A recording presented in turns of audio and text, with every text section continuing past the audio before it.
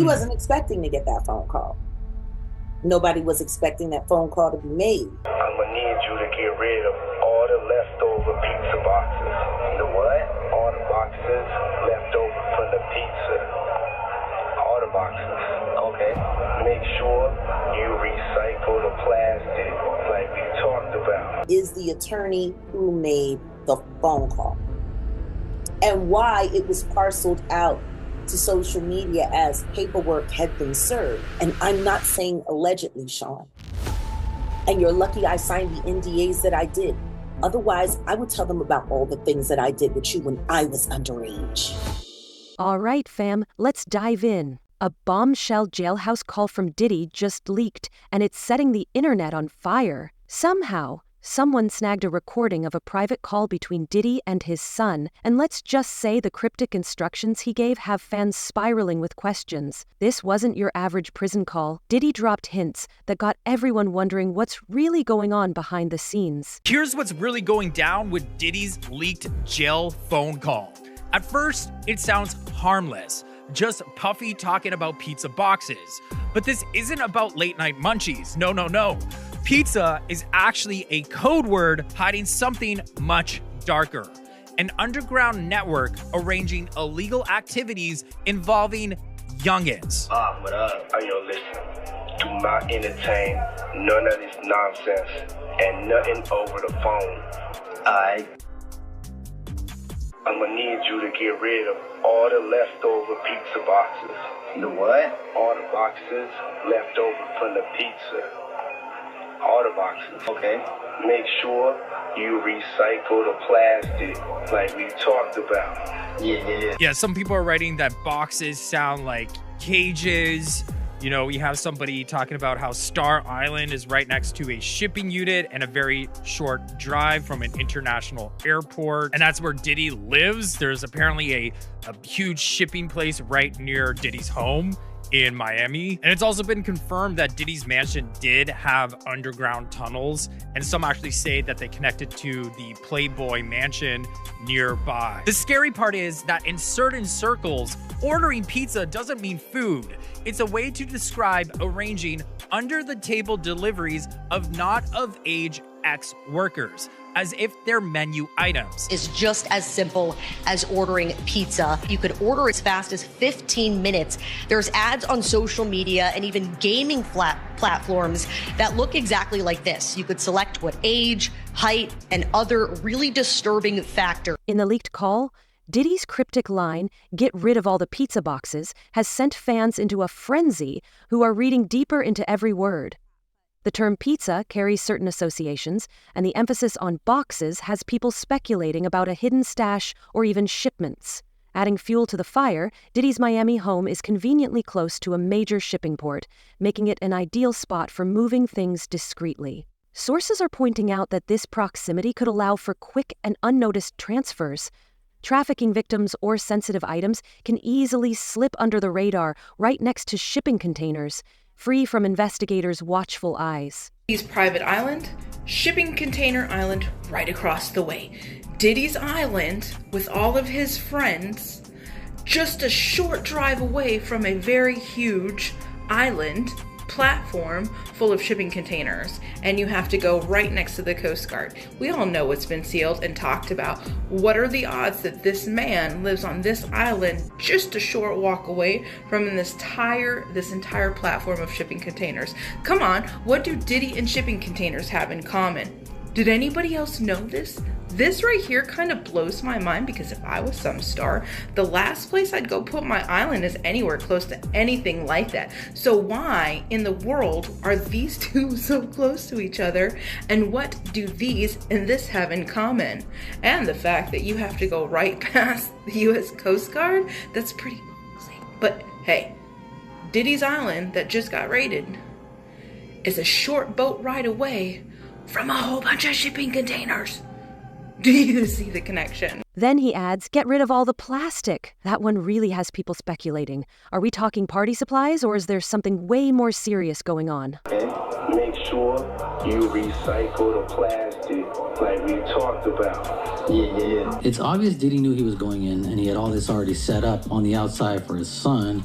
And plastic could mean CDs. If he had some, videos on CDs or videos on flash drives, they're made of plastic.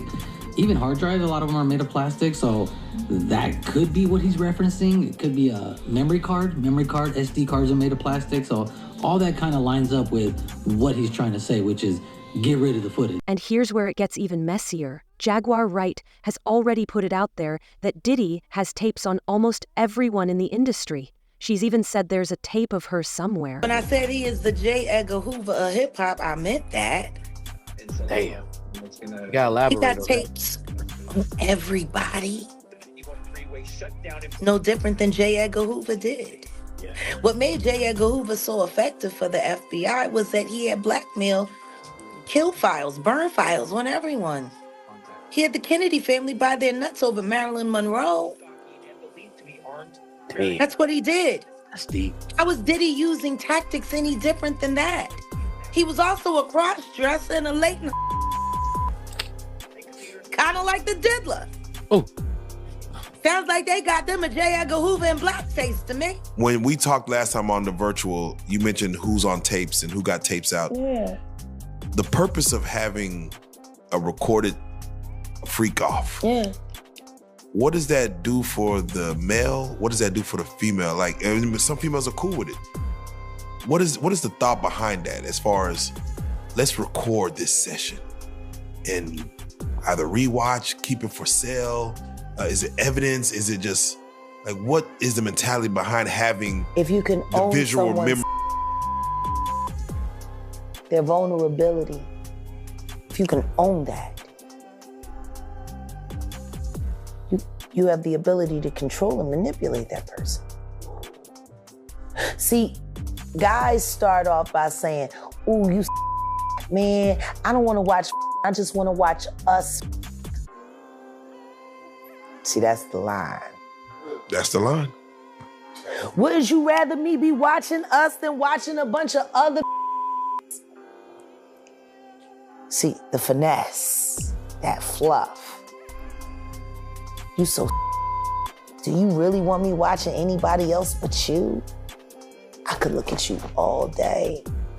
Vanity. See, make her feel special. Make her feel like she's the only, ooh, the object. Meanwhile, this sitting here thinking, so her daddy worked to Sony and I need such and such's contract ended.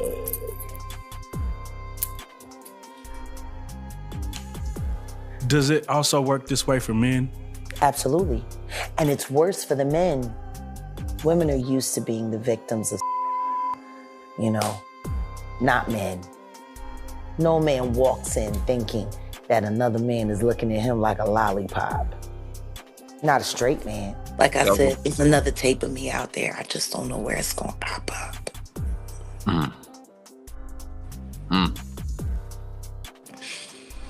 So there's a video circulating out there. I seen it today, actually. Which you speaking? I'm on a Diddy tape. Say it again. I'm on a Diddy tape. Which one? That person I was just speaking of. I was there. So, putting it all together, it seems pretty likely that those tapes are exactly what he meant by plastic. Let's listen to the rest of the leaked call and see what else we can decode. Did Jay reach out yet? Nah, Bob. He ghosting. These now, because I'm in here. It's all good. You about to get out on bail. No. Diddy and Jay-Z share a long intertwined history, with both rising to fame around the same time. Over the years, several celebs have hinted that Jay-Z was a frequent guest at Diddy's notorious freak-offs. I was at a party at Diddy crib in LA. This was the beginning of 2020. You know what I mean? Diddy had put everybody else out the crib, like the influx of people he had put them out. But he had took a liking to me in particular around the time. Since the raid on Diddy's home, Jay-Z's silence has been deafening.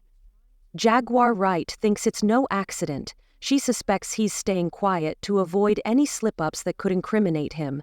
In fact, she claims Jay-Z, aka Sean Carter, is even worse than Diddy. You know what makes Diddy being publicly shamed like this so left? What's that? Sean Carter is worse. Uh-oh. Oh, man. He's smarter. He's patient. He's not sloppy. Mm-hmm. This been lining up people he calls friends and stepping to the side while they get hit by the guillotine for 30 years.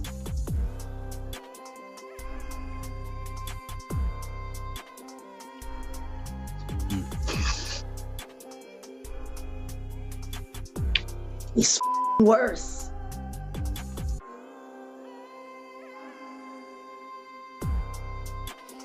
So when do you think his moment of reckoning is coming? Because we talk about that often on the platform, and not that we don't know him to wish anything bad on anybody, but we've heard that too.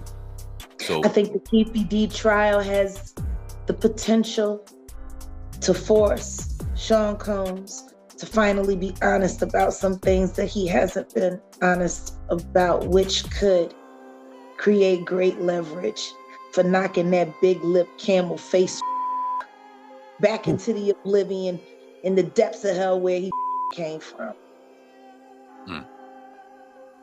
And I'm gonna be right there every step of the way. I got you. You just don't know it yet. Hey yo, check this out. Need you to reach out to the producer. Let these motherfuckers know there's a release date for that new Netflix movie. Alright, Pop. It's just crazy right now. Okay, so there's a lot going on here, but I could definitely tell that saying the Netflix movie is definitely associated with a freak off videotape. That's pretty easy to put together. I don't know who this producer person is. That might be the one who's holding the tapes, maybe. I mean, it's pretty obvious, I think, but he's not really spelling it out. And actually, there was a lawyer going on news stations telling everybody that multiple tapes are being shopped out. So this could be before that happened. And maybe that's his way of like keeping people silent by just letting people know that the tapes are out there, ready to be dropped. Jaguar Wright has been sounding the alarm for a while now, alleging that Diddy sells these tapes on the dark web.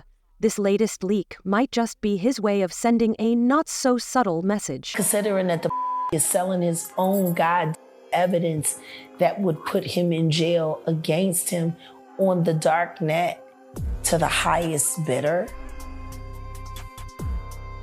Why would he sell evidence of his debauchery and savagery? Why would he sell on the dark net his tapes of just terrible?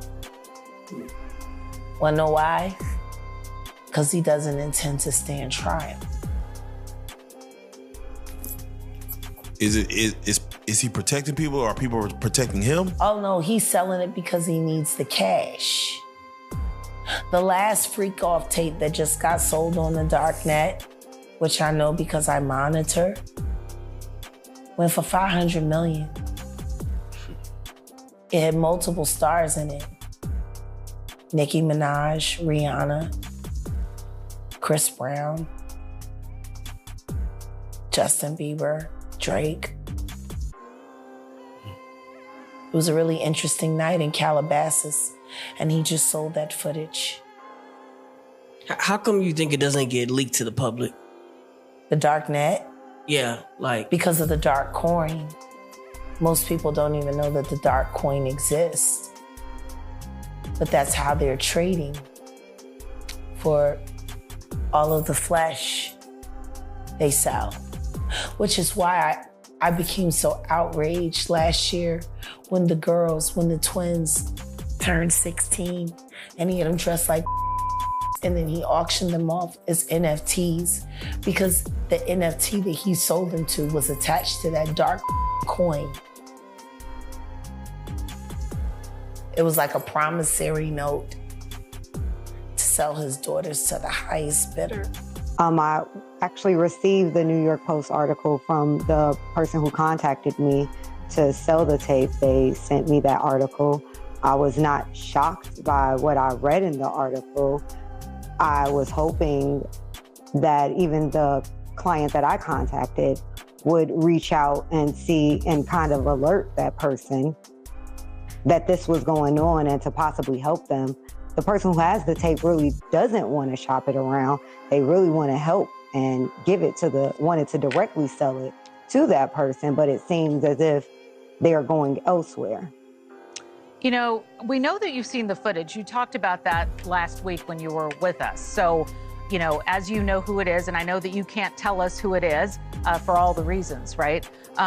But as you know who it is, and as we're moving through this story, and it's starting to really feel like it's unraveling, and you feel bad for the person, and we don't even know who it is there anything more you can tell us about that part of it?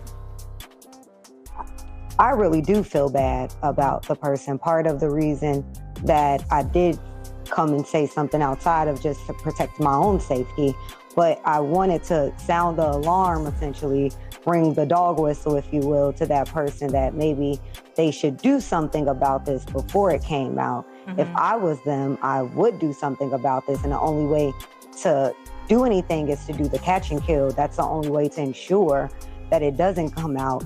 You know, we're taught that God helps those who help themselves. So if we have a situation where that person does have the opportunity to purchase the video, if I were them, I would absolutely purchase the video. Wow. Well, do you think this is going to surface publicly? I mean, are we getting close to that moment? From what I'm hearing, I think so. I'm hearing whispers that there is at least one major network, possibly two, in a bidding war for that footage. So I believe we're sooner rather than later maybe finding out, unless that person comes and purchases the video themselves, which is really the goal of the people who have the video. They just, you know, at this point, if that person doesn't want to purchase it, then it's going to go on the open market. Recently, a new witness took the stand, testifying against Diddy with claims of possessing 8 flash drives, each containing explicit footage of different celebrities. The witness also alleges they have a manuscript of the late Kim Porter's memoir, adding another layer of intrigue to the case. Of those 8 videos, 8 celebrities, 6 men and 2 women, how many of those 8 celebrities were close to being underage or potentially underage? 2 males.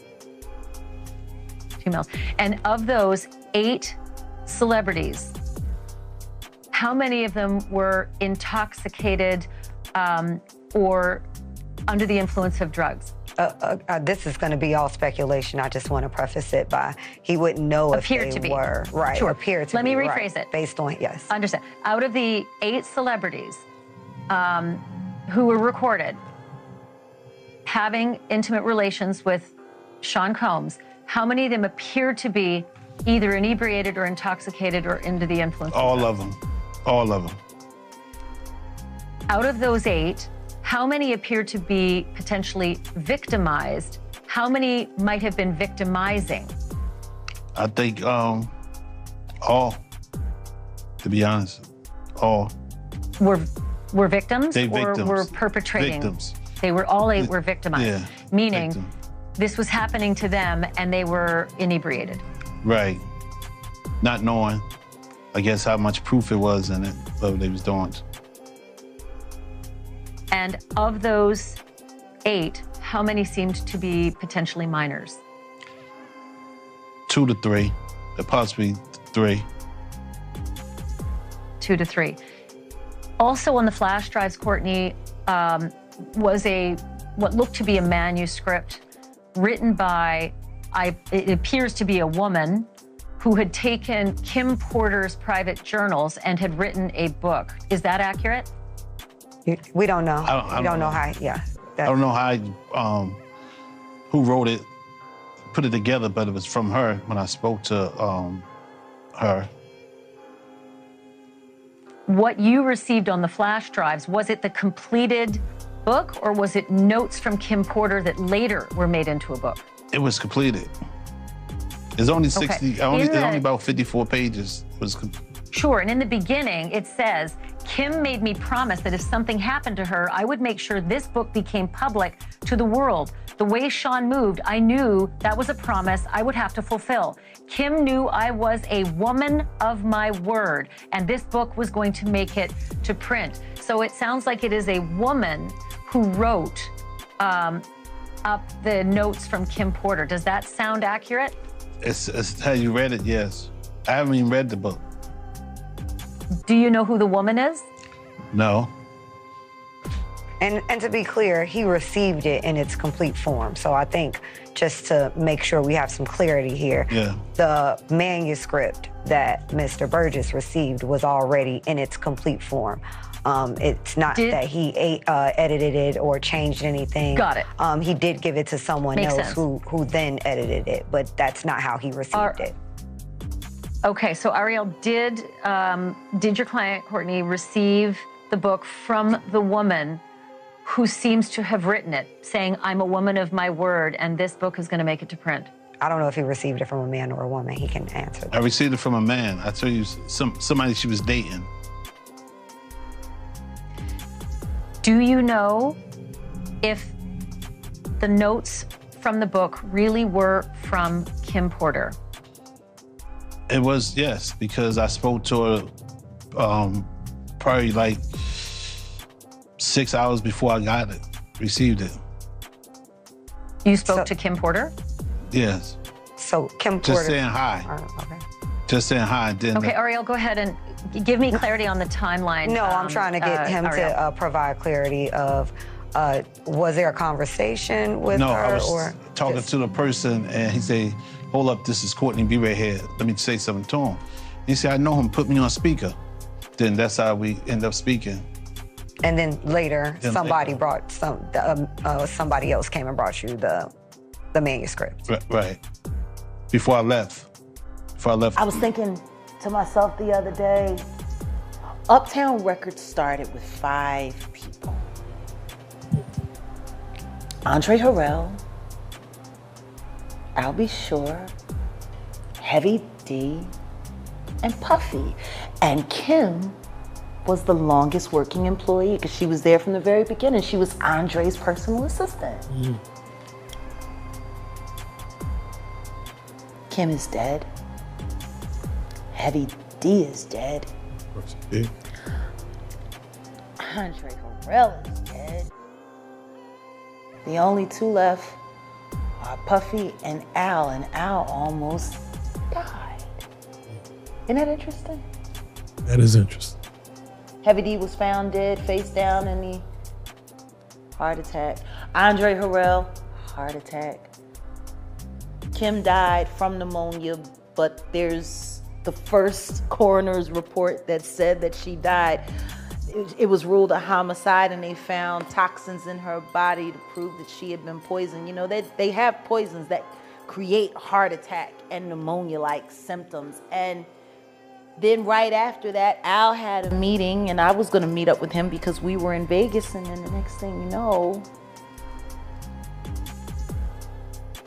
you wanna know what they all had in common though? The survivors and the late of Uptown Records, they were all writing tell-all books. Andre was writing a book right before he died. Heavy D was working on a book before he died. Kim Porter was working on a book before she died. And I'll Be Sure was working on the documentary of his life. And then he goes into a coma. Has Puffy ever been in a coma? Has anything happened to him? He must be the luckiest mother, because it seems like everybody that worked at Uptown Records from the very beginning is gone. Just him. I guess Al disappointed you. You know, I speak for a reason. When you see this bullshit motherfucking game, people that you love, that you like, you know, it's too many coincidences. Too many. You Honeycomb.